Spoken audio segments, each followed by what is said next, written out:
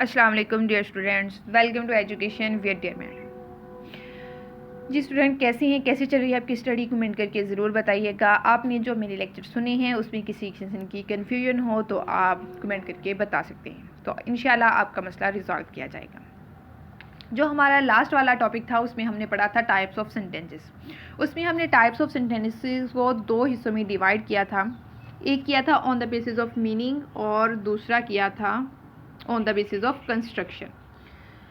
ये वाला on the basis of meaning उसकी 5 टाइप थी, उनको डिटेल में डिस्कस किया और 13 नंबर का एक टेस्ट भी आपसे कंडक्ट किया। उन दोनों वीडियोस का लिंक आपको डिस्क्रिप्शन में मिल जाएगा। जो आज हम डिस्कस करेंगे वो आज करेंगे on the basis of construction. ये इतनी चीज़ हम आज डिस्कस करेंगे। चलें चलते हैं अपने टॉपिक की तरफ। Classification of sentences on the basis of construction. इसमें हमने क्या किया है, on the basis of construction. ये वाली चीज़ हमने आज डिस्कस करनी है। उसमें हमने करना है simple sentence, compound sentence, complex sentence और कंपाउंड कम्प्लेक्स सेंटेंसेस क्या होती हैं, इनको डिटेल में डिस्कस करेंगे। इन टॉपिक को डिस्कस करने से पहले एक कंसेप्ट को समझना ज़रूरी है। जब उसका मेन आएगा टॉपिक उसको डिटेल में पढ़ेंगे, जितना चाहिए ज़रूरी है आपके समझने के लिए उतना मैं आपको यहाँ पे बताऊँगी। वर्ड होता है क्लास। आपने सुना होगा यूजुअली क्लास। क्लास क्या होती है? जब इसका आई का टॉपिक इसको डिटेल में इसकी काइंड्स को टाइप्स को अच्छे से डिस्कस करेंगे।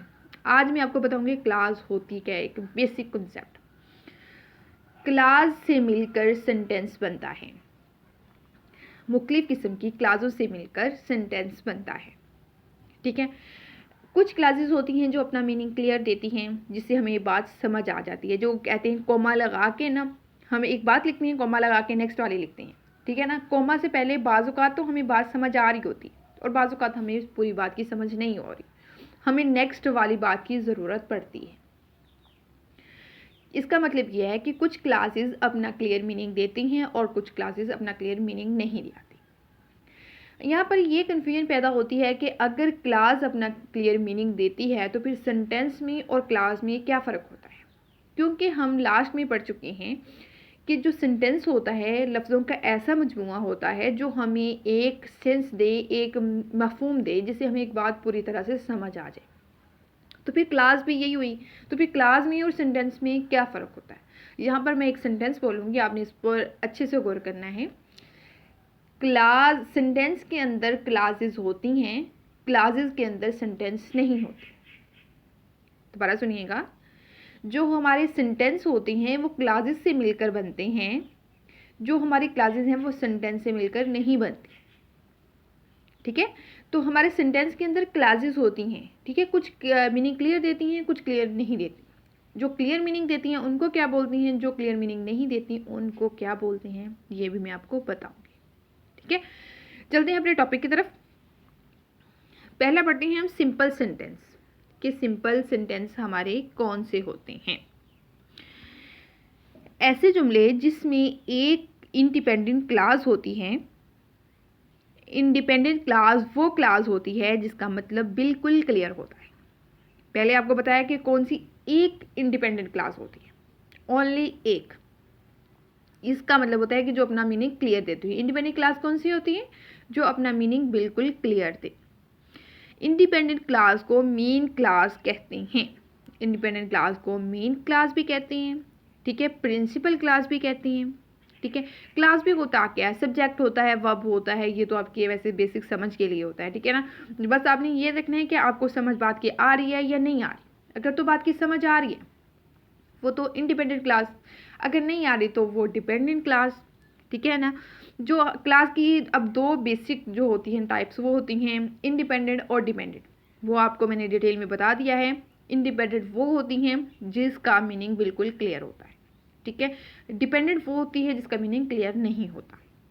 अब होता है सिंपल सेंटेंस। क्या होता है? मैंने बोला है यहाँ पे सिंपल सेंटेंस वो सेंटेंस होती हैं जिसमें एक इंडिपेंडेंट क्लास हो, एक इंडिपेंडेंट, ये वाली एक हो, बस एक, और कुछ ना हो जुमले। तो वो कौन से सेंटेंस कहलाएंगे? Simple sentence. चलिए एग्जाम्पल की मदद समझते हैं। असलम किल्ड आ स्नेक। असलम ने सांप को मारा। असलम ने सांप को मारा, तो हमें बात की समझ आ रही है कि जुमला है, एक इंडिपेंडेंट क्लास है, इसके मीनिंग को क्लियर करने के लिए हमें मज़ीद वर्ड्स, मज़ीद क्लासेस की ज़रूरत नहीं है। तो ये कौन सा सेंटेंस बना? ये हमारा बना सिंपल सेंटेंस। नेक्स्ट है Rizwan is going to help his friend. Rizwan है जो, वो अपने दोस्त की मदद करने जा रहा है। ठीक है, तो इसमें हमें मीनिंग बिल्कुल समझ आ रहा है। जहाँ पर हमें एक इंडिपेंडेंट क्लास हो, मीनिंग अच्छी तरह समझ आ रहा हो, तो वो कौन सी क्लास होती है, जो वो हमारा कौन सा सेंटेंस होता है, वो हमारा होता है सेंटेंस सिंपल सेंटेंस। नेक्स्ट है कि कंपाउंड सेंटेंसेस क्या होते हैं। A compound sentence consist of two or more जो आपको हाईलाइट किया है यहाँ पे पिंक कलर में, उसको आपने अच्छे से माइंड में रखना है। ठीक है ना। Clauses of equal rank join together by some coordinate conjunction. ठीक है, इनको क्या किया है, कोऑर्डिनेट कंजक्शन के साथ जोड़ा जाता है। ठीक है ना। इसमें कंपाउंड सेंटेंसेस में क्या होता है, इसमें हम क्लासेस को जो होती हैं वो इक्वल रैंक की होती हैं। इट मीन्स, आपको आसान वर्ड्स में बताती हूँ कि जो कंपाउंड सेंटेंस होती हैं इसमें दो इंडिपेंडेंट क्लासेस होती हैं। सिंपल सेंटेंस में एक होती है, दो जो कंपाउंड सेंटेंसेस होते हैं, कंपाउंड का मतलब क्या होता है, कंपाउंड करना, दो चीज़ों को कंपाउंड करना, आपस में जोड़ना, इकट्ठा करना। तो आप ज़्यादातर ना जो वर्ड होता है, मतलब मेन वर्ड होता है, उस पर गौर करें तो उसके मीनिंग से कुछ बातें क्लियर हो जाती हैं। ठीक है, कंपाउंड सेंटेंस इसका मतलब होता है कि इसमें दो इंडिपेंडेंट क्लासेस होती हैं, तो उनको जोड़ा किस चीज़ जाता है, कोऑर्डिनेट कंजक्शन। अब कोऑर्डिनेट कंजक्शन क्या होती हैं, जो वर्ड्स दो इंडिपेंडेंट क्लासेस को आपस में जोड़ती हैं उनको कोऑर्डिनेटेड कंजक्शन कहते हैं। वो कौन कौन से होते हैं वो आपको बताते हैं। कोऑर्डिनेट कंजक्शन ये कौन कौन से हैं, ये देखें, ये यहाँ पे कुछ एग्जांपल्स दी हुई हैं तो काफ़ी ज़्यादा होते हैं, इसलिए मैंने आपको नहीं बताया। ठीक है ना। For and, nor, but, or, yet, so, ऐसे जो वर्ड्स होते हैं वो हमारे होते हैं कोऑर्डिनेट कंजक्शन, जो हमारी दो इंडिपेंडेंट क्लासेस को आपस में जोड़ते हैं। नेक्स्ट है हमारा, यहाँ पे बता देती हूँ सब ऑर्डिनेट कंजक्शन क्या होती है। सब ऑर्डिनेट कंजक्शन वो वर्ड्स होती हैं जो हमारी एक इंडिपेंडेंट क्लास को और एक डिपेंडेंट क्लास को आपस में जोड़ती हैं, उनको हम बोलते हैं सब ऑर्डिनेट कंजक्शन। ठीक है, इट्स क्लियर। चलें, हमारा ये वाला क्लियर हो गया था यहाँ पे कंपाउंड सेंटेंस क्या होते हैं। नेक्स्ट हम इसकी देखते हैं एग्जाम्पल्स। अच्छा, आपने इस बात का ध्यान रखना है, दो या दो से ज़्यादा इंडिपेंडेंट क्लास को जोड़ते हैं। कोई ज़रूरी नहीं है कि सिर्फ दो क्लासेस होंगी तो हम उसको कंपाउंड सेंटेंस बोलेंगे, अगर तीन इंडिपेंडेंट क्लासेस होंगी तो वो कंपाउंड सेंटेंस नहीं है। ऐसे नहीं है, दो या दो से ज़्यादा कितनी भी हो सकती हैं। ठीक है, चलें चलते हैं अपनी एग्जाम्पल की तरफ। ये देखिए, night came on and rain fell heavily and we all got very wet। समझ आई? चलिए मैं आपको इसको पार्ट्स करके समझाती हूँ। नाइट केम ऑन, रात हुई, बात समझ आई आपको, रात हुई, कोई ज़रूरी तो नहीं है कोई बात करना, रात हुई। और उसके बाद हम कह रही हैं रेन फेल हैवीली, बहुत तेज़ बारिश हुई। ये बात अलग होगी, कोई मीनिंग की ज़रूरत नहीं है हमें। तो नेक्स्ट है we all got very wet, हम सब भीग गए। ठीक है, हम सब बहुत ज़्यादा भीग गए। देखें इस एग्जाम्पल में देखें, तीन अलग अलग जुमले हैं, उनको हमने कोऑर्डिनेट कंजक्शन के साथ आपस में जोड़ा हुआ है। ये अलग है, ये अलग है और ये अलग है। यहाँ पे एंड हो गया, इसको हमने जोड़ा है कोऑर्डिनेट कंजक्शन। ये वाली हमारी क्या है, इंडिपेंडेंट क्लासेस, और जहाँ पे मैंने सर्कल किया है वो हमारे कोऑर्डिनेट कंजक्शन है। It's clear. चलिए नेक्स्ट चलते हैं। नेक्स्ट वाली हमारी एग्जांपल है, I loved him but he hated me. मैं उससे प्यार करता हूँ लेकिन वो मुझसे नफरत करता है। ठीक है, ये देखिए यहाँ पे मैं उससे मोहब्बत करता हूँ, प्यार करता हूँ, तो इट मीन्स यहाँ पे हमें बात समझ आ रही है, अच्छे से आ रही है, लेकिन वो मुझसे नफरत करता है या करती है। तो यहाँ पे देखिए ये वाला भी एक अलग जुमला है, ये भी अलग जुमला है। अगर बट के साथ हमने क्या किया है, इनको आपस में जोड़ा हुआ है। अगर बट को हटा भी दें तो ये अलग खड़ा हो जाएगा, ये अलग खड़ा हो जाएगा। इन दोनों का यहाँ पे क्या कनेक्शन क्या होता है, कनेक्शन कायम किया होगा बट ने, ठीक है। ये भी इंडिपेंडेंट, ये भी इंडिपेंडेंट। It's clear. नेक्स्ट वाली एग्जाम्पल देखती हूँ। He was a mere boy but he offer to fight the dragon and slew him. अच्छा जी, देखने में तो वो महज एक लड़का था, लेकिन उसने ड्रैगन के साथ लड़ाई की और उसे मार डाला। अब देखिए, इनको हमने देखना है कि इनके मीनिंग क्लियर हैं, ये इंडिपेंडेंट क्लासेस हैं क्या। चले, ही वॉज ए मेयर बॉय, वो महज एक लड़का था।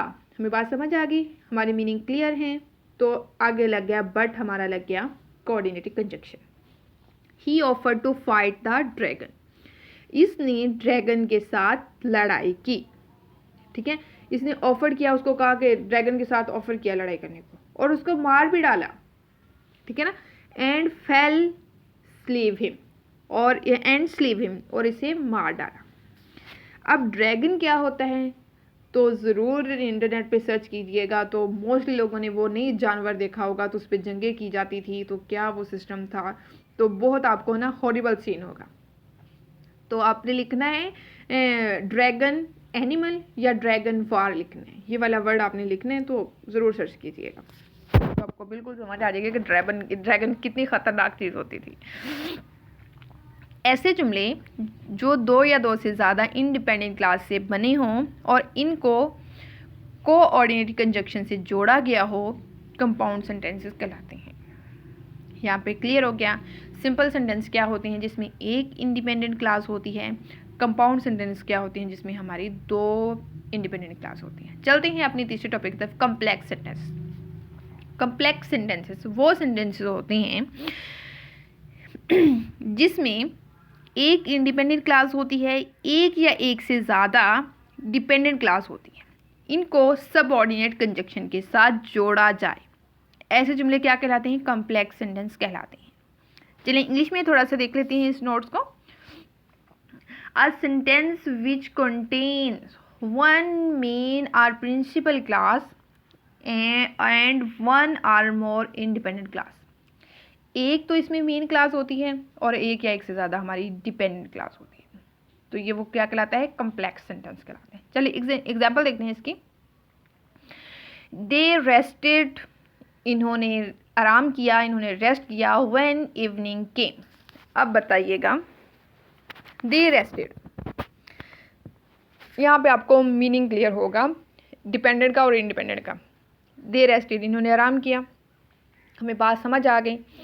व्हेन इवनिंग केम, जब शाम हुई तो क्या किया, हमें बात समझ नहीं आ रही। इसको देखो ना, दे रेस्टेड को हटा के देखो, व्हेन इवनिंग केम, तो हमारा कोई मीनिंग क्लियर हो रहा है, बिल्कुल भी नहीं हो रहा।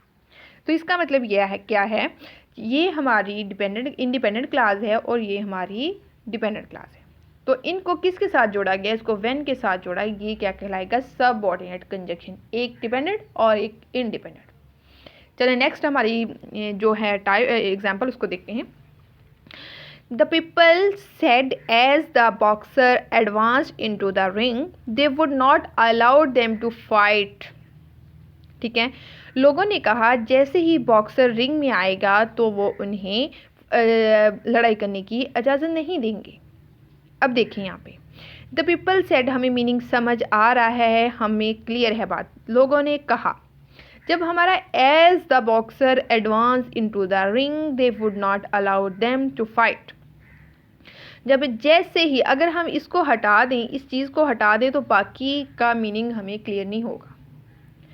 मेन क्लास की ये खासियत होती है, अगर उसको जुमले से हटा लिया तो जुमला बिल्कुल बेमायनी हो जाता है। ठीक है, तो ये वाला देख लें कि अगर हमने यहाँ पे साथ में लिखा है द पीपल सेड, तो बात क्लियर हो रही है, आगे वाली साथ में पढ़ते हैं तो हमें बात समझ आ रही है, तो अदरवाइज नहीं आ रही। तो इसको किसके साथ जोड़ा है, एज के साथ। एज क्या है, सबऑर्डिनेट कंजंक्शन, और ये क्या है, सबऑर्डिनेट क्लास है। ये हमारी ऑर्डिनेट क्लास है, ये सबऑर्डिनेट क्लास है। चलते हैं हमारी नेक्स्ट एग्जाम्पल की तरफ। They waited till the tiger came to the place where the god stood, इन्होंने उस वक्त तक इंतज़ार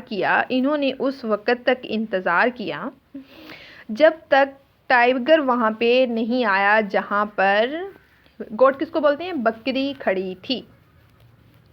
ठीक है, अब देखें, हमने दे वेटेड, इन्होंने इंतज़ार किया, तो हमें इस बात की समझ आ रही है।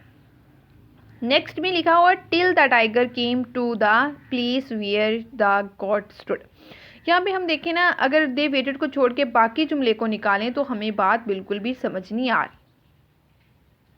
अंडरस्टूड? जब हमें बात नहीं समझ आए तो इसका मतलब है दे वेटेड हमारी इंडिपेंडेंट क्लास है, टिल हमारा सबऑर्डिनेट कंजक्शन है, the tiger came to the place where the god stood ये हमारी डिपेंडेंट क्लास है। It's clear? Any confusion? Last में आपको समराइज भी कर दूंगी इन शॉर्ट वर्ड्स में, तो आपको अच्छे से समझ आ जाए। ये वाला जो है कंपाउंड कम्प्लेक्स सेंटेंस, इसमें थोड़ी सी ज़्यादा खिचड़ी पकी है। वो क्या है? दो इंडिपेंडेंट क्लासेस होती हैं इसमें, एक या एक से ज़्यादा डिपेंडेंट क्लास होती हैं। दो इंडिपेंडेंट क्लासेस तो कन्फर्म होती हैं ना इसमें, लेकिन डिपेंडेंट क्लास वो दो भी हो सकती हैं, तीन भी हो सकती हैं, वो चार भी हो सकती हैं। ऐसे सेंटेंसेस को क्या कहते हैं? कंपाउंड सेंटेंस कहते हैं। जो आपस में इनको जोड़ते हैं उनको क्या बोलते हैं? उनको हम सबऑर्डिनेट भी इसमें आता है और कोऑर्डिनेट भी कंजक्शन आता है। सबऑर्डिनेट कहाँ पे लगना है और कोऑर्डिनेट कंजक्शन कहाँ पे लगना है वो आपको स्ट्रक्चर से पता चल जाएगा।